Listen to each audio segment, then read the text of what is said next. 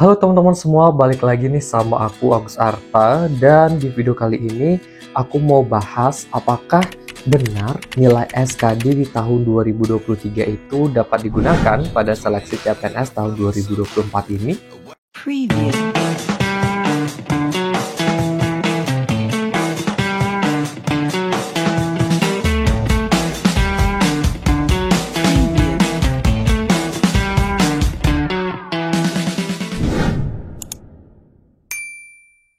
Yap, ternyata benar banget ya teman-teman kalau nilai SKD seleksi CPNS di tahun 2023 kemarin itu bisa digunakan pada seleksi CPNS tahun 2024 ini.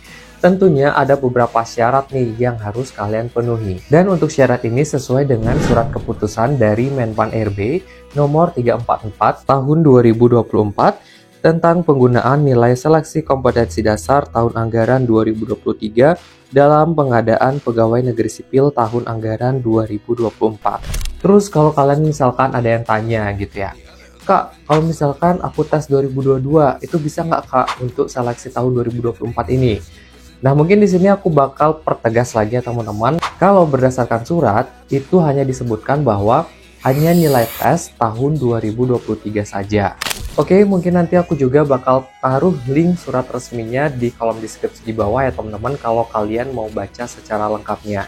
Tapi di video kali ini mungkin aku bakal ringkas aja, aku bakal ambil inti-inti yang disebutkan pada surat itu. Oke, di sini aku langsung aja ya masuk ke ketentuan-ketentuan yang harus kalian penuhi jika seandainya gitu ya memang ingin menggunakan nilai CPNS di tahun 2023 kemarin. Untuk ketentuan yang pertama, melamar di sistem seleksi calon aparatur sipil negara atau SSCASN menggunakan nomor induk kependudukan atau NIK yang sama dengan yang digunakan saat mendaftar seleksi tahun anggaran 2023. Nah, untuk ketentuan yang pertama, mungkin sebagian besar dari kalian juga akan berpikir ya, Kak, seandainya saya nggak mau gitu pakai nilai yang kemarin, tapi itu NIK-nya kan sama Kak dengan tes yang tahun kemarin. Ya, kita kan NIK punya satu aja, jadi ya mau nggak mau pakai NIK yang itu.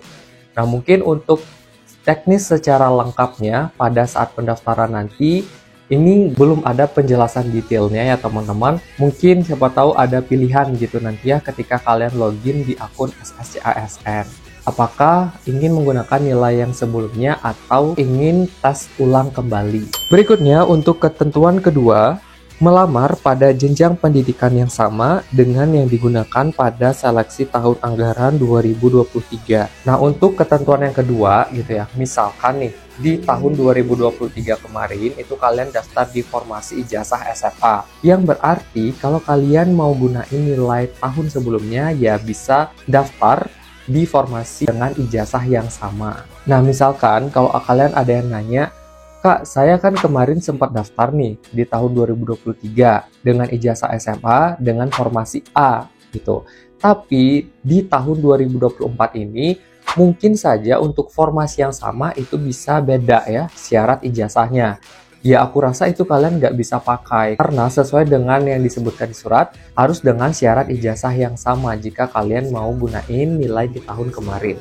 Ketentuan yang ketiga, dapat melamar pada jabatan yang sama atau berbeda pada seleksi tahun anggaran 2024. Oke, ini juga sebenarnya ada hubungan dengan poin yang kedua tadi ya. Kalian itu bisa daftar di formasi yang sama atau berbeda. Cuman ya lagi-lagi aku ingatkan ya, sesuai dengan poin yang kedua, ijazahnya juga harus sama teman-teman gitu. Nggak bisa hanya formasinya aja yang sama. Ketentuan berikutnya, dapat melamar pada instansi yang sama atau berbeda pada seleksi tahun anggaran 2024. Nah, untuk poin ini kalian diberikan kebebasan juga ya teman-teman apakah ingin daftar di instansi yang sama atau berbeda.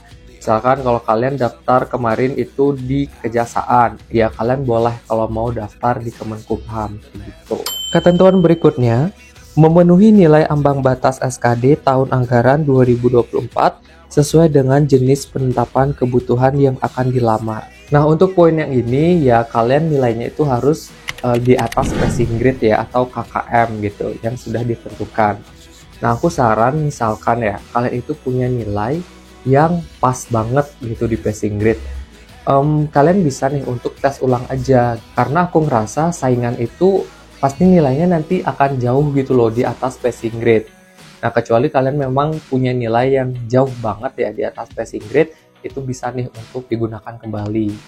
Ketentuan berikutnya, dinyatakan lulus seleksi administrasi pada seleksi tahun anggaran 2024. Nah, ini tentunya kalian harus melewati seleksi administrasi dulu ya, baru bisa untuk menggunakan nilai SKD itu. Karena kan alur gitu ya, pendaftaran atau seleksi CPNS ya, tahap awal itu pasti ada administrasinya. Begitu kalian lolos atau lengkap ya administrasi yang kalian ajukan, bisa tuh untuk menggunakan nilai tahun sebelumnya. Nah, itu dia ketentuan-ketentuan kalau kalian mau gunain nilai tes di tahun 2023 ya teman-teman. Mungkin di sini aku bakal kasih kalian beberapa informasi tambahan terkait penggunaan nilai SKD ini. Kalau kalian sudah memutuskan ya untuk menggunakan nilai SKD tahun 2023, ya kalian itu nggak bisa lagi nih untuk ikut tes di tahun 2024 ini. Makanya aku mau make sure ke kalian kalau nilai kalian itu masih pas-pasan atau mepet-mepet gitu ya sama passing grade, saran dari aku kalian tes ulang aja, kalian bisa belajar lagi karena pesaing itu pasti akan banyak banget ya teman-teman, dan biasanya itu nilainya selalu meningkat tiap tahunnya.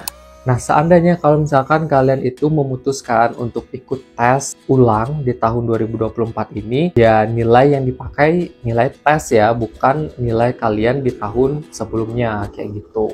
Ya, walaupun misalkan nilai tes kalian itu lebih kecil gitu ya di tahun 2024 ini, ya mau gimana lagi gitu. Kalian sudah memutuskan untuk tes, otomatis nilai tes itulah nanti yang akan dijadikan patokan. Oke, mungkin sekian informasi yang dapat aku sampaikan tentang penggunaan nilai SKD di tahun 2023 kemarin. Nah, kalau misalkan kalian masih ada pertanyaan seputar apa yang aku jelaskan tadi, bisa komen aja di bawah video ini ya. Atau kalian misalkan mau request bahas video apa selanjutnya, bisa juga untuk komen di bawah. Terima kasih dan sampai ketemu di video berikutnya.